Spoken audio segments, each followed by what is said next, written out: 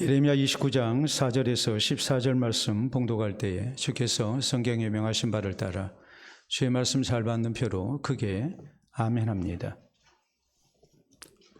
봉독합니다. 만군의 여호와 이스라엘의 하나님께서 예루살렘에서 바벨론으로 사로잡혀가게 한 모든 포로에게 이와 같이 말씀하시니라.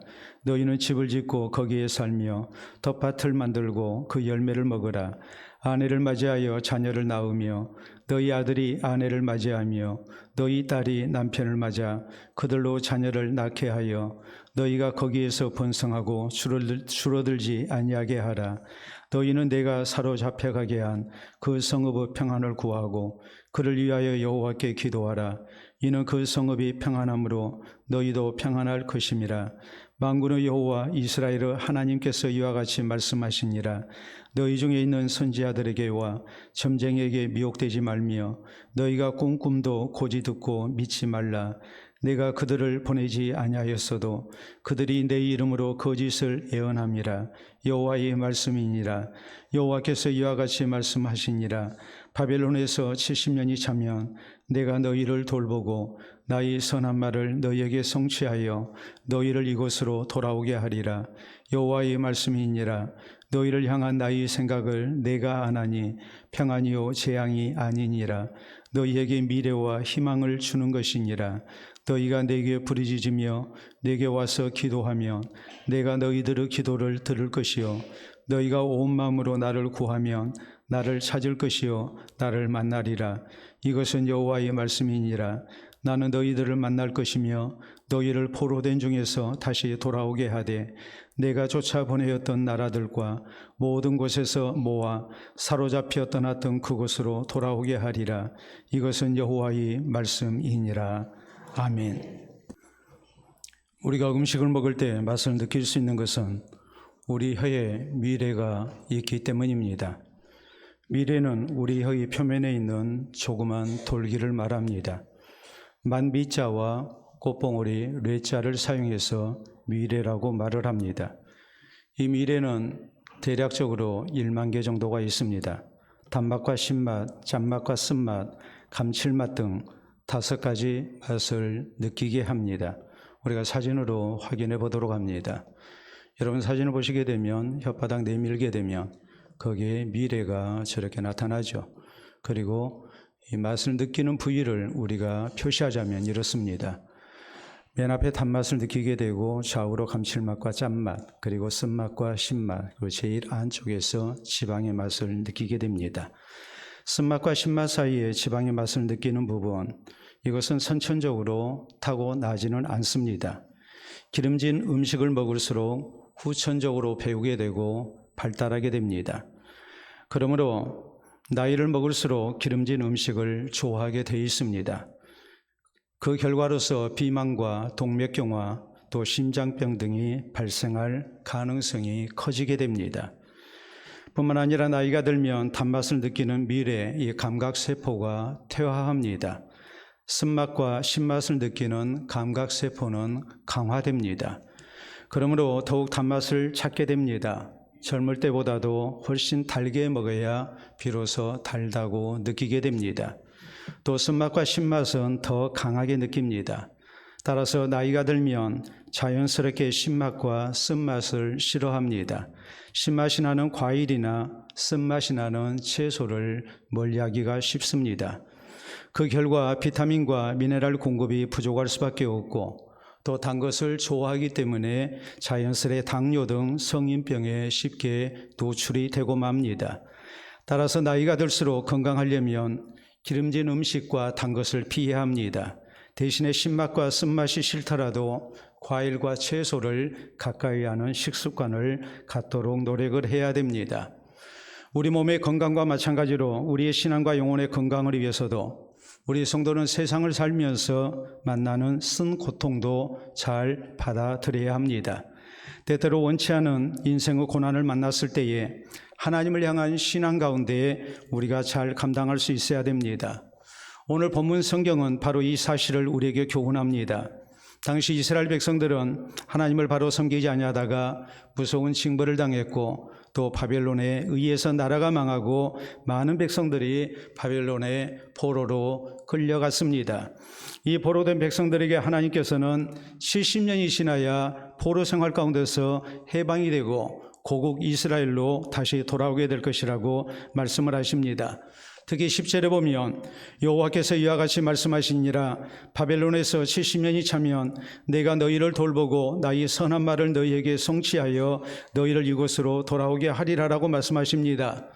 70년의 포로 생활 쓴 고통의 세월입니다. 이 세월 동안 오직 하나님을 향한 바른 신앙 자세를 가지고 살아야 됨을 강조하십니다. 그래야 고국에 다시 돌아오게 하시는 하나님의 은혜를 허락받을 수 있음을 하나님께서는 거듭거듭 강조하십니다. 그러므로 사랑하는 성도 여러분, 우리 모두 오늘 본문 성경을 통해서 포로 생활 중에 이스라엘 백성들이 고국으로 다시 돌아오게 하시는 하나님의 은혜를 허락받기 위해 어떤 신앙 자세를 가져야 된다고 하나님께서 말씀하셨는지 우리가 살펴봐야 됩니다. 그래서 우리 성도도 때때로 찾아오는 인생의 쓴 고난을 우리가 슬기롭게 이겨내고 하나님을 향한 신앙을 지키는 가운데 하나님의 치유와 또 회복의 은총을 허락받는 복된 성도가 되어야 될 것입니다. 그러면 우리 성도는 이 하나님의 치유와 회복의 은총을 허락받기 위해 고난의 때에 어떤 신앙 자세를 가지고 살아야 합니까? 우리는 첫째로 낙심하는 대신에 최선을 다해서 열심히 살아야 합니다. 4절에 보면 만군의 여호와 이스라엘 하나님께서 예루살렘에서 바벨론으로 사로잡혀 가게 한 모든 포로에게 이와 같이 말씀하시니라. 그리고 이어진 5절에서 7절 말씀을 보면 너희는 집을 짓고 거기에 살며 텃밭을 만들고 그 열매를 먹으라. 아내를 맞이하여 자녀를 낳으며 너희 아들이 아내를 맞이하며 너희 딸이 남편을 맞아 그들로 자녀를 낳게 하여 너희가 거기에서 번성하고 줄어들지 아니하게 하라. 너희는 내가 사로잡혀 가게 한 그 성읍의 평안을 구하고 그를 위하여 여호와께 기도하라. 이는 그 성읍이 평안함으로 너희도 평안할 것임이라라고 말씀을 하십니다. 비록 나라가 망해서 이방 땅에 포로로 끌려가 살고 있지만 거기에서 지극히 정상적인 삶을 살아야 한다고 강조하십니다. 집 짓고 살아야 됩니다. 농사도 지어야 됩니다. 먹고 사는 데 있어서 경제적 궁핍함이 있지 않도록 최선을 다해서 열심으로 살아야 됩니다.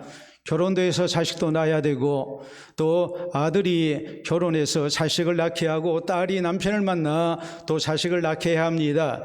그래서 이방 땅에 살면서 혹시라도 백성의 수가 줄어들지 않도록 하는 것, 이것을 하나님께서 강조하십니다. 일상적으로 정상적인 생활을 해야 된다는 것을 하나님께서 말씀을 하신 겁니다. 또 그 성읍의 평안을 위해서 하나님 앞에 기도하라고 말씀을 하십니다. 바벨론이 우리를 망하게 했습니다. 내 인생을 망쳤습니다. 내 가정을 무너뜨렸습니다. 나를 포로로 끌고 와서 이곳에서 노예 생활을 하게 합니다. 그러므로 이 나라가 빨리 망해야 됩니다. 그러나 하나님은 그렇게 말씀하지 아니하시고 바벨론의 평안을 위해서 기도하라고 말씀을 하십니다. 그 이유는 다름이 아니라 그렇게 해야만이 너희가 평안한 삶을 살 수 있기 때문이라고 강조를 하십니다.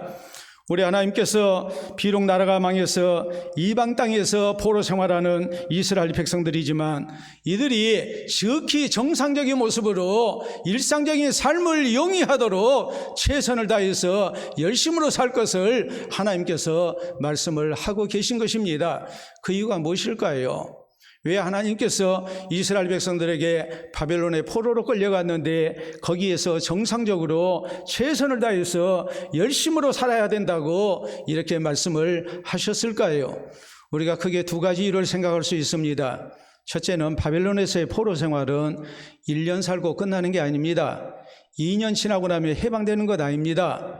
10년 살면 다시 고국으로 돌아올 수 있는 게 아닙니다. 70년을 살아야 됩니다. 70년을 살아야 하기 때문에 지극히 정상적으로 살아야 된다고 하나님 말씀을 하신 것입니다.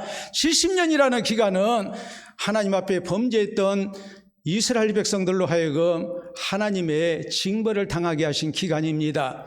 그러므로 70년을 채워야 됩니다. 70년의 세월을 낭비해서는 안 됩니다. 이 긴 기간 동안 저희는 정상적인 가정생활을, 경제활동을 하고 살아야 됩니다. 그것이 하나님의 뜻이고 하나님의 징벌을 잘 받아들이는 순종의 자세가 되기 때문에 하나님께서는 정상적인 생활, 최선을 다해서 열심으로 살아야 된다고 강조를 하신 것입니다. 두 번째는 아무리 오늘의 환경이 힘들다 할지라도 열심으로 살아야, 최선을 다해서 살아야 복된 내일을 기대할 수 있고 만날 수 있기 때문입니다. 오늘을 함부로 살면 우리는 아름다운 내일을 기대할 수 없습니다. 오늘 열심으로 최선을 다해서 살아야 오늘보다 더 나은 내일을 우리는 만날 수 있습니다. 또 내가 꿈꾸는 세상을 만들어갈 수 있습니다.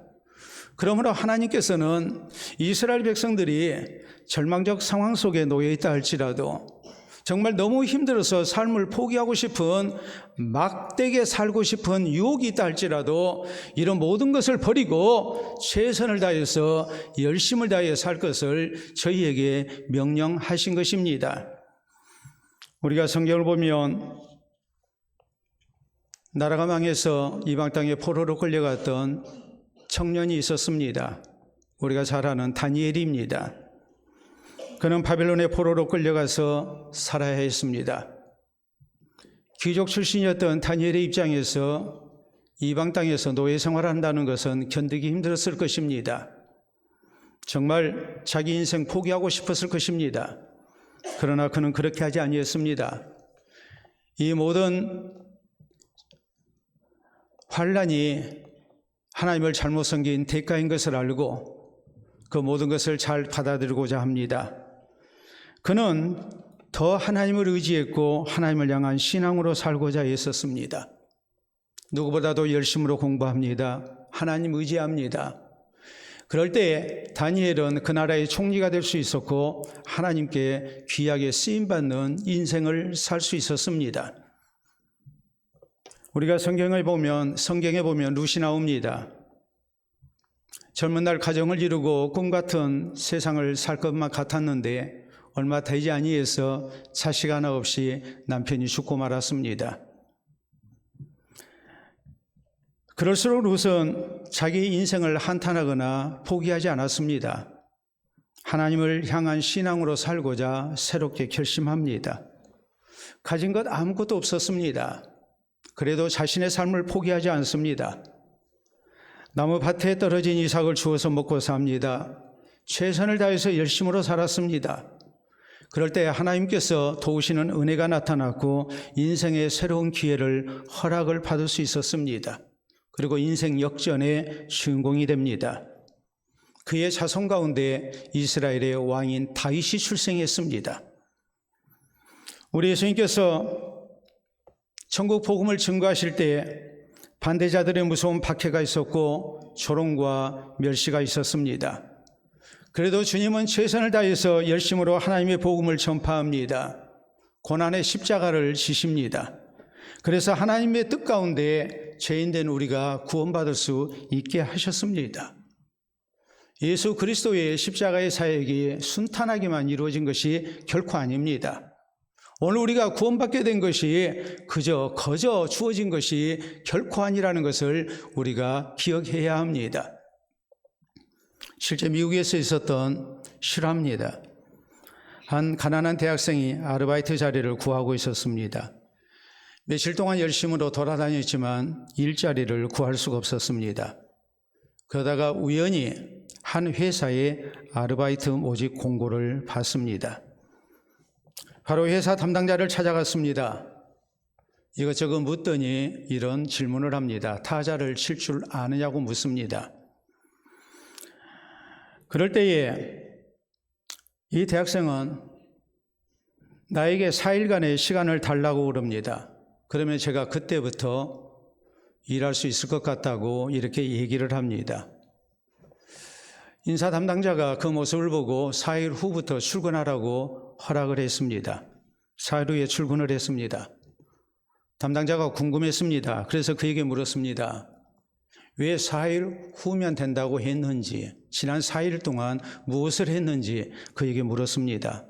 그랬더니 이렇게 대답을 합니다. 내가 4일 동안 2가지를 했습니다. 첫째는 타자기가 없어서 타자기를 빌리러 다녔습니다. 2번째는 타자기를 빌려서 나를 세워가며 타자 치는 연습을 했습니다. 그리고 이제는 타자를 칠 수 있기 때문에 이렇게 온 거라고 했습니다. 이 대학생이 나중에 미국의 대통령이 됩니다. 바로 31대 대통령인 허버트 후버의 유명한 일화입니다. 이 허버트 후버 대통령이 이런 말을 남깁니다. 우리가 한번 보도록 하겠습니다. 바로 지금 어떤 일을 하기 위해 노력하겠다고 결심하기 전까지는 아무것도 이루어질 수 없다. 불행히도 이 세상에는 피아노를 옮겨야 하는데 피아노 의자를 옮기려고 하는 사람들이 너무 많다라고 말을 합니다. 나의 최선의 노력을 다하는 가운데 열심을 다해 살아야 되는데 내가 해야 할 일을 자꾸 회피하고 쉬운 일만 찾아가는, 그리고 뒤로 미루는 이런 우리의 잘못된 습성을 지적하는 말입니다. 아무리 좋지 못한 환경 속에 내가 놓여 있다 할지라도 내가 할 수 있는 최선을 다하고 열심으로 살아야 더 나은 결과를 얻고 내일을 맞이할 수 있음을 이렇게 강조하고 있는 것입니다. 그러므로 사랑하는 성도 여러분, 우리 성도는 고난의 때에 자포자기해서는 안 됩니다. 스스로 낙심해서는 안 됩니다. 그럴수록 우리는 최선을 다해서 열심으로 살아야 됩니다. 그래서 오늘의 모든 어려움을 이겨내고 다시 돌아오게 하시는 하나님의 치유와 회복의 은총을 허락받는 우리 모든 성도들이 될 수 있기를 바랍니다. 둘째로 우리 성도는 다시 돌아오게 하시는 하나님의 은혜를 입으려면 힘들고 어려운 시절, 너무나도 살기 힘든 때에 하나님을 향한 신앙을 잃지 않도록 조심하고 또 조심해야 합니다. 8절로 9절에 말씀하십니다. 만군의 여호와 이스라엘을 하나님께서 이와 같이 말하노라. 너희 중에 있는 선지자들에게와 점쟁이에게 미혹되지 말며 너희가 꿈꿈도 고지 듣고 믿지 말라. 내가 그들을 보내지 아니하였어도 그들이 내 이름으로 거짓을 애언함이니라. 여호와의 말씀이니라 라고 말씀하십니다. 참 어려운 시대입니다. 그러면 분명히 거짓 선자들이 미혹할 것이고 또 점쟁이들이 미혹할 것입니다. 하나님이 내게 말씀하셨다고 이래야 산다고 이런 식으로 많은 백성들을 미혹할 것입니다. 이들에게 속지 말라고, 미혹당하지 말라고, 저희의 거짓 애언을 믿어서는 안 된다고 강조합니다. 굉장한 꿈을 꿨다고, 하나님이 꿈을 통해서 내게 계시했다고 하는 말들을 믿어서는 안 된다고 하나님께서 분명하게 말씀하십니다. 물에 빠진 사람이 지푸라기라도 잡는 심정으로 우리가 힘든 고난을 만나게 되면 거짓된 것에 미혹당하기가 쉽고 속기 쉽다는 것을 우리는 기억해야 됩니다. 그러므로 이런 때일수록 하나님을 향한 신앙에서 떠나지 않도록 조심해야 된다는 말입니다. 우리가 살아계신 하나님이 나를 도와주지 아니하신다고, 내가 너무나 힘든 형편에 놓이게 됐다고 우리가 하나님을 향해서 함부로 불평하고 원망하는 일도 있어서는 안 됨을 우리에게 가르치고 있는 겁니다. 성경에 보면 유다의 아하스 왕이 나옵니다. 아하스 왕은 하나님 대신에 우상을 숭배했고, 그리고 그는 하나님을 의지하는 대신에 강대국을 의지했습니다. 그러다가 하나님의 무서운 징벌을 당해서 이방 군대에 의해 나라가 피폐해집니다. 이것을 하나님의 징벌로 알고 정신 차리고 하나님을 잘 섬겨야 하는데, 이 아하스 왕은 우리가 성경에 보면 이방 민족의 우상을 더 열심으로 섬깁니다. 그리고 그로 인해서 더 무서운 하나님의 징벌을 당하게 됩니다. 그리고 성경은 이 대목을 이렇게 기록합니다. 아하스 왕이 공고할 때에 더욱 하나님께 범죄하였다. 공고할 때에 하나님께 더욱 범죄한 겁니다. 우리가 잘 아는 욥은 도저히 감당하기 힘든 무서운 재난을 거푸당했지만 그는 하나님을 조금도 원망하지 않았습니다. 그리고 입술로 범죄하지 아니했습니다. 힘들고 어려운 시대를 맞이했고 내 인생에 무서운 고비를 맞이했지만 그럴수록 욥은 흔들리지 아니하고 하나님을 향한 신앙을 지키고자 몸부림치며 노력했습니다. 그래서 그 신앙이 인정받았고 모든 것을 치유하시고 회복시켜 주시는 하나님의 은혜를 입었음을 우리에게 성경은 말씀하십니다. 우리 예수님께서 예수님 재림하실 때가 되면 말세에 무서운 혼란이 우리를 시험할 거라고 말씀하십니다. 이런 혼란의 시대에 우리가 거짓 그리스도나 거짓 선지자의 말을 따라서는 안 된다고, 우리 주님께서는 이런 때일수록 우리가 미혹당해서는 안 된다고 분명하게 강조하셨습니다. 오늘날 우리가 경계하고 또 경계하고 조심하는 것이 있죠. 바로 보이스피싱입니다. 보이스피싱의 그 수법이 뭐겠습니까? 위급한 상황을 연출하죠. 부모님이 교통사고 당했다고 빨리 수술해야 되니까 수술비 보내라고, 혹은 당신의 계좌가 범죄에 연루가 돼서 빨리 이것을 우리가 시키는 대로 해야 된다고, 혹은 자식이 지금 납치당해서 우리가 데리고 있으니까 안전하게 풀려나게 하려면 돈을 보내야 된다고, 이런 식으로 위급한 상황을 연출합니다. 혹은 어려움 가운데 있는 자영업자에게 금융지원과 대출을 해주겠다고 미혹합니다. 그래서 힘든 형편 가운데 있는 사람들이 더욱더 중심을 잡지 못하고 미혹당에 넘어가도록 연출을 합니다. 금융당국과 또 관계기관에서 보이스피싱 예방 공익 광고를 냈습니다. 그 내용은 심청전을 배경으로 합니다. 심청의 아버지 신봉사의 눈을 낫게 하기 위해서 공양미 300석이 필요한데 이것을 마련할 길이 없습니다. 이때 이 심청에게 접근해서 대출을 빙자한 또 기관을 사칭한 가운데 이렇게 이제 심청이를 속이려고 하는 그런 시도가 이루어집니다. 근데 그 상황을 아주 실감 있게 이렇게 표현을 했습니다.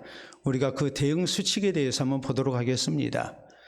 여러분 보시게 되면 가훈, 늘, 꼭, 또, 저게 뭘까요? 다음 사진을 보시게 되면 늘 의심하고, 꼭 전화 끊고, 또 확인하고, 저것을 우리가 잊어서는 안 되는 것을 강조를 하는 거예요.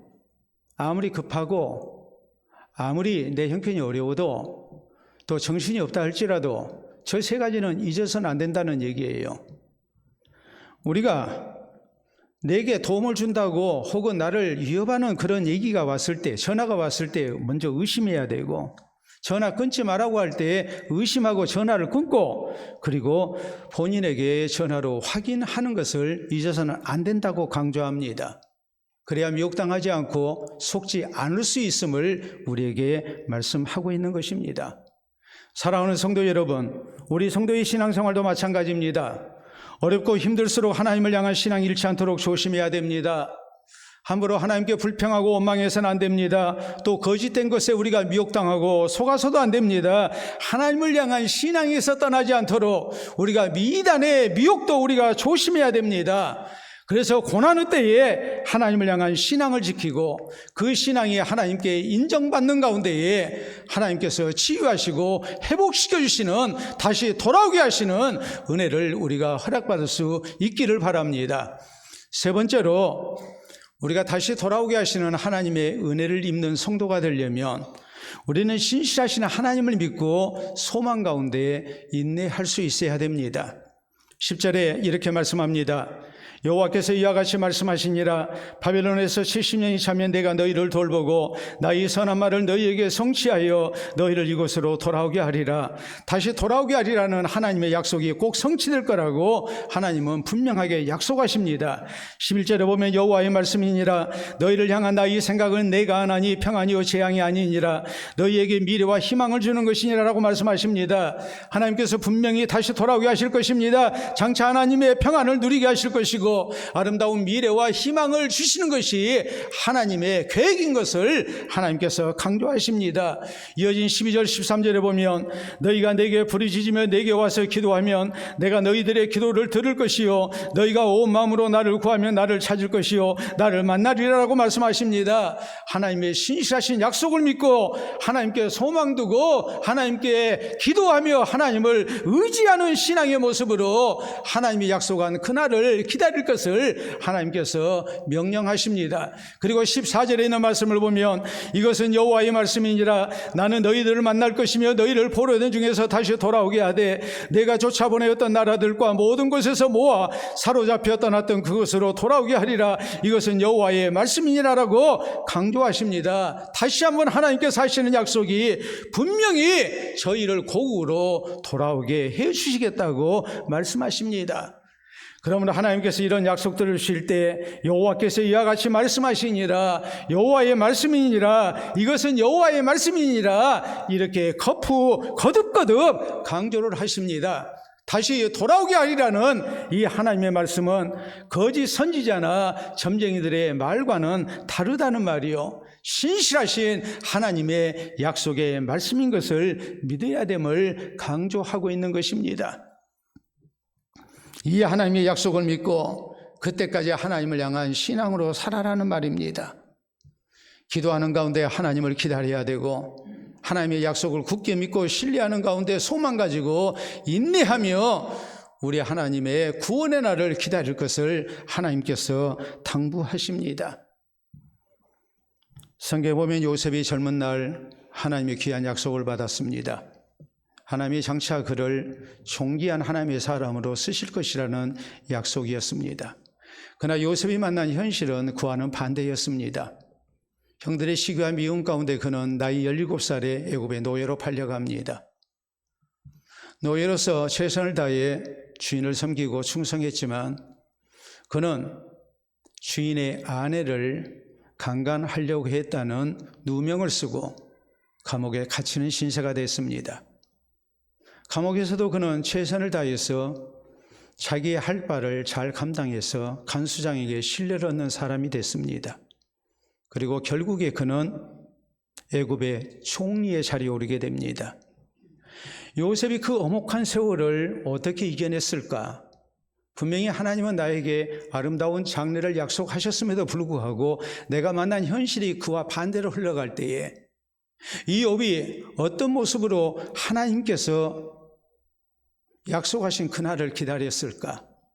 여기에 대해서 시편 105편 19절은 이렇게 말씀합니다. 여호와의 말씀이 응할 때까지 요셉이 인내했다. 하나님의 말씀이 그를 단련했다라고 말씀합니다. 신실하신 하나님의 약속을 믿었습니다. 하나님의 약속을 붙들고 하나님의 말씀을 붙들고 그는 인내했습니다. 분명히 하나님께서 약속하신 바를 나에게 이루실 것을 그는 확신했습니다.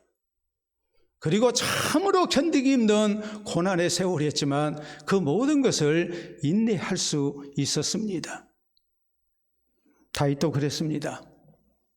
신실하신 하나님의 약속을 믿고 소망 가운데 오랜 세월 인내합니다. 그럴 때 다윗은 약속대로 이스라엘의 왕이 오르게 됩니다.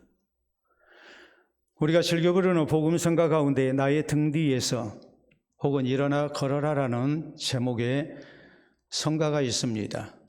그 가사가 우리가 깊이 묵상하면 굉장한 은혜가 됩니다. 우리가 한번 보도록 하겠습니다.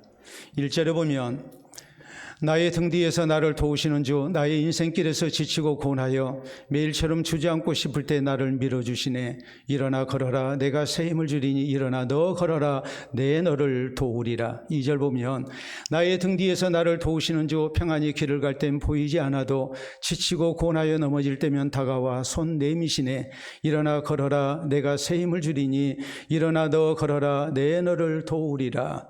그리고 3절에 보면 나의 등 뒤에서 나를 도우시는 주 때때로 뒤돌아보면 여전히 계신 주 잔잔한 미소로 바라보시며 나를 재촉하시네. 일어나 걸어라 내가 새 힘을 주리니 일어나 너 걸어라 내 너를 도우리라 라는 그런 성가입니다. 신실하신 하나님께서 하나님의 백성과 언제 어디서나 함께 하시고 지키시고 도와주신다는 말입니다. 내가 특히 힘들고 고달파할 때, 내 옆에 아무도 없을 때 등 뒤에서 나를 밀어주시고 등 뒤에서 여전히 나와 함께하고 계시고 또 여전히 나를 도우시는 주님이신 것을 강조합니다. 그러므로 이 하나님의 은혜와 도움을 믿고 새 힘을 얻으라는 말이요, 일어나 걸어갈 것을 우리에게 격려하는 그런 아름다운 찬송입니다. 사랑하는 성도 여러분, 욥기 23장 8절로 10절에 보면 욥이 엄청난 재난 속에서 하나님이 어디 계시는지 너무나도 궁금해합니다. 하나님이 내 곁에 계시면 내가 이 낙심된 형편 속에서 다시 힘을 내고 일어설 수 있을 것 같은데 앞을 봐도 하나님이 아니 계시고 뒤를 돌아봐도 하나님이 아니 계십니다. 하나님이 분명히 내 옆에서 일하고 계시는 것 같은데 왼편에도 오른편에도 하나님이 아니 계십니다. 답답합니다. 그러나 욥은 욥기 23장 10절에 이런 위대한 고백을 합니다. 내가 가는 그 일을 오직 하나님이 아시나니 하나님이 나를 단련하신 후에는 내가 순금같이 되어 나오리라. 내가 내 오늘 인생의 길에서 너무나도 힘든 현실을 살고 있지만 하나님이 아니 계신 것 같지만 하나님은 분명히 나와 함께하고 계시고 나를 붙들고 계시고 나를 돕고 계시고 나를 새롭게 하시는 가운데 나를 다시 일어나게 하실 것이다. 이전보다 더 낫도록 나를 하나님이 새롭게 만드실 것이라고 욥은 확신하며 믿음을 지킵니다. 그리고 그의 믿음은 하나님의 선하신 응답 가운데 현실로 나타납니다. 그러므로 고린도전서 10장 13절로 말씀합니다. 사람이 감당할 시험 밖에는 너희가 당한 것이 없나니 오직 하나님은 미쁘사 너희가 감당치 못할 시험당함을 허락하지 아니하시고 시험당할 쯤에 또한 피할 길을 내사 너희로 능히 감당하게 하시느니라라고 말씀하십니다. 어려운 인생길 나 혼자 가는 게 아니고 하나님이 분명히 우리와 같이 하고 계신다는 말입니다. 하나님이 감당케 하실 것입니다. 피할 길도 주실 것입니다. 이전보다 더 나은 길로 나를 분명히 인도하고 계심을 우리에게 믿으라는 말이요, 이 고난의 때에 우리가 흔들림 없이 하나님을 향한 소망 가운데 인내하며 우리가 살아야 된다는 것을, 신앙을 지켜나가야 된다는 것을 우리에게 말씀하고 있는 것입니다. 그러므로 우리 성도는 고난의 때에 이 신실하신 하나님을 믿어야 됩니다. 소망 가운데 인내해야 됩니다. 더욱 열심으로 기도해야 됩니다. 하나님의 은혜를 구해야 됩니다. 그래서 고난 속에서도 하나님을 향한 신앙을 지키고 하나님의 약속이 성취된 가운데 다시 돌아오게 하시는 하나님의 치유와 회복의 은총을 허락받는 우리 성도들이 다 될 수 있기를 바랍니다. 우리가 자라나면서 자주로 접했던 것이 있습니다. 이 자리에 계신 분들 가운데 이거 만들어 보지 않으신 분, 한 번도 보지 않으신 분은 한 분도 안 계실 것입니다. 뭘까요? 보도록 하겠습니다. 뭔가요? 종이 비행기 다 만들어 보셨죠? 또 날려 보셨을 겁니다. 또 다음 보시게 되면 바로 저겁니다.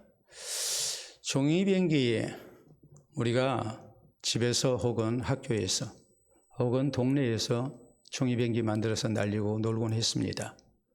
그런데 종이 비행기를 가지고 이런 대회가 있습니다. 보도록 하겠습니다. 작년 한강 종이 비행기 축제입니다. 종이 비행기 날리기 대회예요. 또 다음 사진 보시게 되면 종이 비행기 대회 한강에만 있는 게 아니고 전국에서 저런 대회가 여러 군데서 열립니다. 그런데 다음 사진을 보시게 되면 2019년 한강 종이비행기 축제에 해서 그때 표어 슬로건이 있어요. 우리 한번 읽어볼까요? 같이 크게. 더 높이, 더 멀리, 더 오래, 더 크게. 다시 한번. 더 높이, 더 멀리, 더 오래. 이게 지금 종이비행기 대회거든요. 얼마나 종이비행기를 아름답게 만들었느냐가 아니고 얼마나 더 높이 날고 또 더 멀리 날고 더 오래 날리는 종이비행기를 만드느냐 하는 대회를 여는 겁니다. 여러분 생각하실 때 종이비행기 잘 만들어서 날리면 몇 미터쯤 날아갈 것 같습니까? 제가 여기서 종이비행기 만들어서 지금 여기 종이 하나 있는데 이걸로 종이비행기 만들어서 날리면 저기 뒤까지 날아갈까요? 안 날아갈까요? 안 날아갈 것 같다고 이렇게 얘기하십니다. 저기까지가 뭐 한 30여 미터 되니까. 그러면 30m도 안 날아간다는 얘기거든요. 근데 저 대회를 하면 우승자가 대개 몇 미터를 날리냐면 50m를 날립니다. 깜짝 놀래요. 세계 기록이 얼마인가? 세계 기록은 지난 2012년 2월 26일 미국 팀이 세계 대회에서 69.14m를 날려서 우승을 했습니다. 몇 미터요? 69m. 대단하죠? 그런데 지난 2022년 4월 16일 우리나라의 대구 청구고등학교 김규태 군이 75m를 날려서 세계 기록을 세웠습니다. 종이 비행기가 얼마요? 75m를. 근데 종이 비행기를 놓고 이런 얘기를 합니다.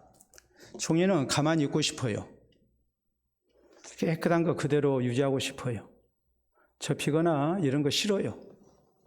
그러니까 종이 비행기를 만드느라고 종이를 접으면 종이가 주인을 향해서 항의합니다. 왜 나를 접어요? 왜 나를 펴요? 나를 좀 가만히 놔두세요.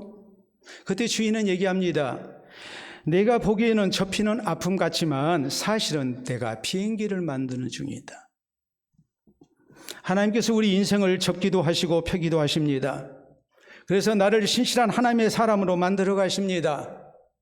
그 결과 우리가 더 높이, 더 멀리, 더 오래도록 날도록 하십니다. 우리 신앙이 더욱 정결해지게 하십니다. 더욱 성숙되게 하십니다. 또 살아계신 하나님의 놀라운 은혜를 체험케 하시기 위해서, 그래서 우리가 이 하나님을 증거하고 하나님의 영광을 나타내게 하기 위해서 하나님께서 내 인생을 접기도 하시고 펴기도 하시고 나를 공중에 띄우기도 하시는 것입니다. 그러면 오늘 본문 11절은 말씀합니다. 여호와의 말씀이니라 너희를 향한 나의 생각을 내가 아나니 평안이요 재앙이 아니니라 너희에게 미래와 희망을 주는 것이니라라고 하나님 말씀하십니다.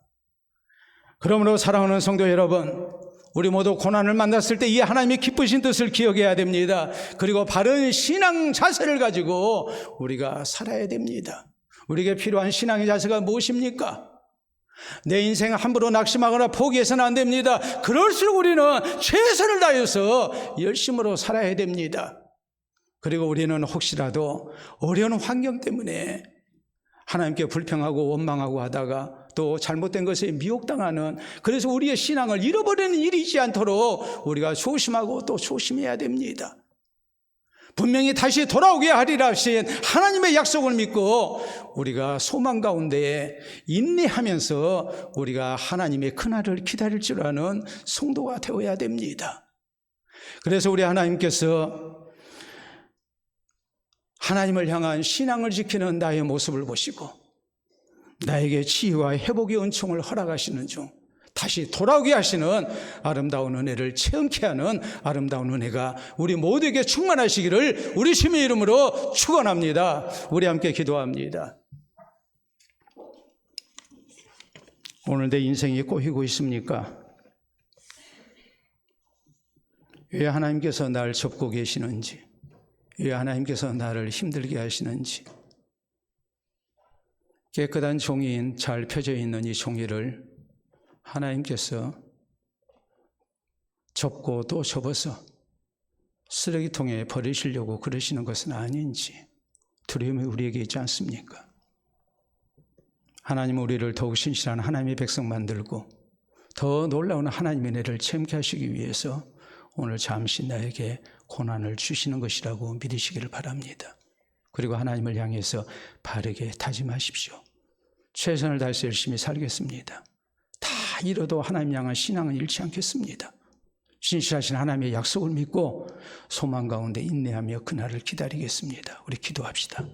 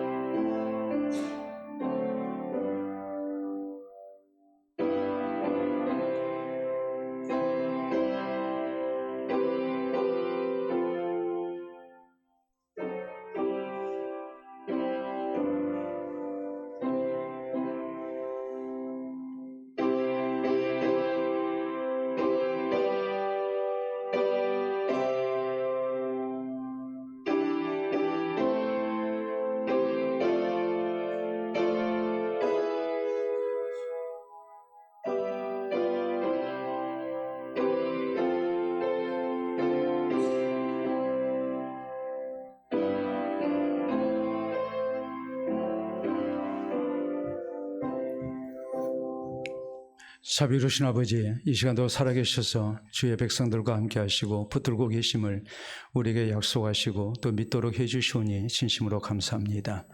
인생의 고난 속에서 살아계신 하나님의 위로를 바라며 또 치유와 회복의 은총을 바라며 다시 돌아오게 하시는 하나님의 놀라운 은혜를 우리가 허락받기를 원합니다. 주께서 우리에게 귀한 것 약속하시고 우리에게 당부하신 대로 우리가 어려운 시대일수록 또 고난을 만날 때일수록 더욱더 하나님을 향한 신앙을 지켜나가기를 원합니다. 최선을 다해서 열심을 다해 살아가게 하시고 살아계신 하나님을 향한 신앙을 잘 지킬 수 있도록 신앙 잃어버리는 일이 있지 않도록 우리를 붙들어 주시옵소서. 주께서 약속하신 그날 이르기까지 신실하신 하나님의 약속을 붙들고 우리가 소망 가운데 인내하게 하시고 우리 하나님께서 베푸시는 아름다운 은혜가 그때그때마다 있음을 우리가 확신하며 위로받게 하시고 세임 얻을 수 있도록 도와주시옵기를 원합니다.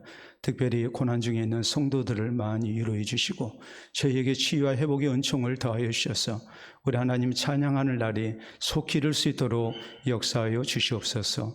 내 생각보다 더 지체된다 할지라도 우리가 흔들리지 아니하게 하시고 끝까지 인내하며 믿음 지켜나가게 하시고 하나님을 향해 기도하며 주의 응답의 때를 기다리는 우리 모든 성도들 되게 하여 주시옵소서. 그래서 우리의 슬픔이 변하여 기쁨이 되게 하시고 우리의 눈물이 변하여 하나님을 향한 춤이 되게 하시고 찬송이 될 수 있도록 역사하여 주시옵소서. 다시 돌아오게 하시는 하나님의 은혜를 우리가 꼭 허락받게 하시고 주께 영광을 돌려드리는 우리 모든 성도들 되게 하여 주시옵소서. 예수님 이름으로 기도하옵나이다. 아멘.